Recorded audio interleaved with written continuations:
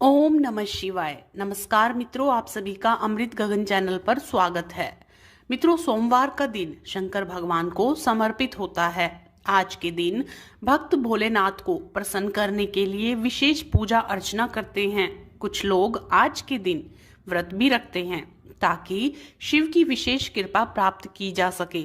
बाबा भोलेनाथ के आशीर्वाद के लिए आप भी सोमवार का व्रत कर रहे हैं तो शिव व्रत कथा को पढ़कर या सुनकर इस उपवास को पूरा करें। सोमवार का दिन शंकर भगवान को समर्पित होता है।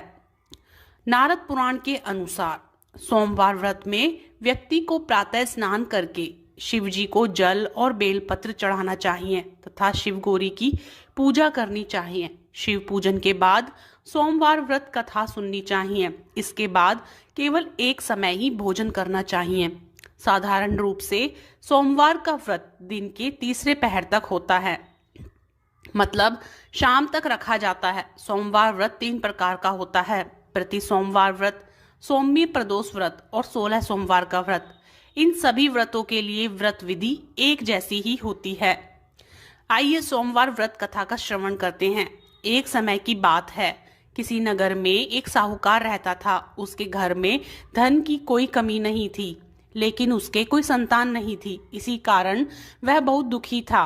पुत्र प्राप्ति के लिए वह प्रत्येक सोमवार व्रत रखता था और पूरी श्रद्धा के साथ शिव मंदिर जाकर भगवान शिव और पार्वती की पूजा करता था।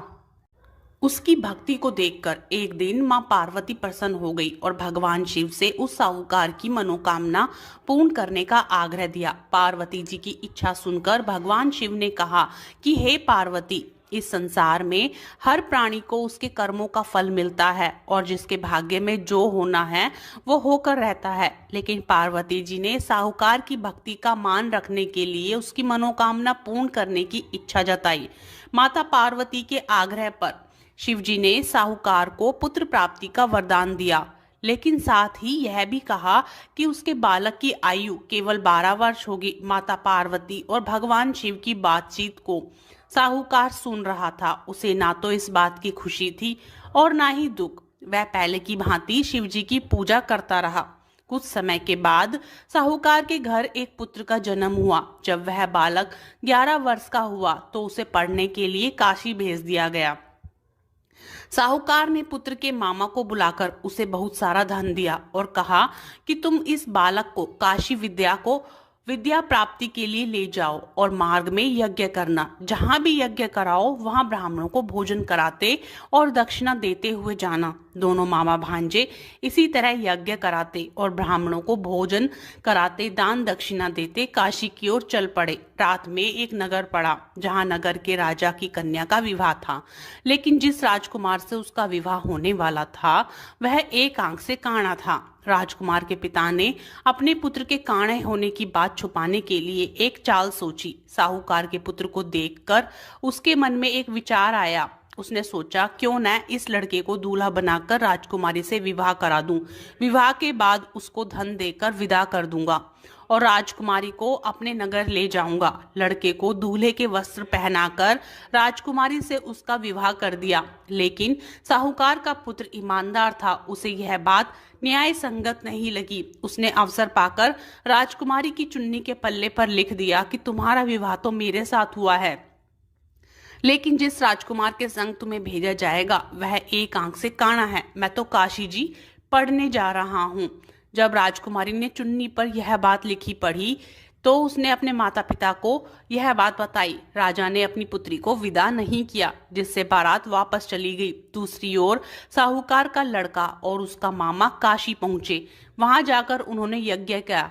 जिस दिन लड़के की आयु 12 साल की हुई उसी दिन यज्ञ रखा गया। लड़के ने अपने मामा से कहा कि मेरी तबीयत कुछ ठीक नहीं है। मामा ने कहा कि तुम अंदर जाकर सो जाओ। शिव जी के वरदान अनुसार कुछ ही देर में उस बालक के प्राण निकल गए। मृत भांजे को देखकर उसके मामा ने विलाप करना शुरू कर दिया। संयोगवश उसी समय शिव जी और माता पार्वती उधर से जा रहे थे। पार्वती ने भगवान से कहा, स्वामी मुझे इसके रोने के स्वर सहन नहीं हो रहा, आप इस व्यक्ति के कष्ट को दूर करें। तब शिवजी मृत बालक के समीप गए तो वह बोले कि यह उसी साहूकार का पुत्र है जिसे मैंने 12 वर्ष की आयु का वरदान दिया। अब इसकी आयु पूरी हो चुकी है, लेकिन मातृभाव से विभोर माता पार्वती ने कहा कि हे महादेव, आप इस बालक को और आयु देने की कृपा करें, अन्यथा इसके वियोग में इसके माता पिता भी तड़प तड़प कर मर जाएंगे।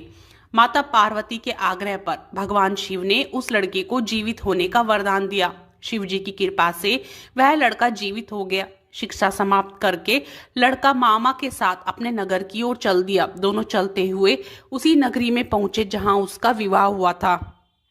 उस नगर में भी उन्होंने यज्ञ का आयोजन किया। उस लड़के के ससुर ने उसे पहचान लिया और महल में ले जाकर उसकी खातिरदारी की और पुत्री को विदा किया। इधर साहूकार और उसकी पत्नी भूख प्यास से रहकर बेटे की प्रतीक्षा कर रहे थे।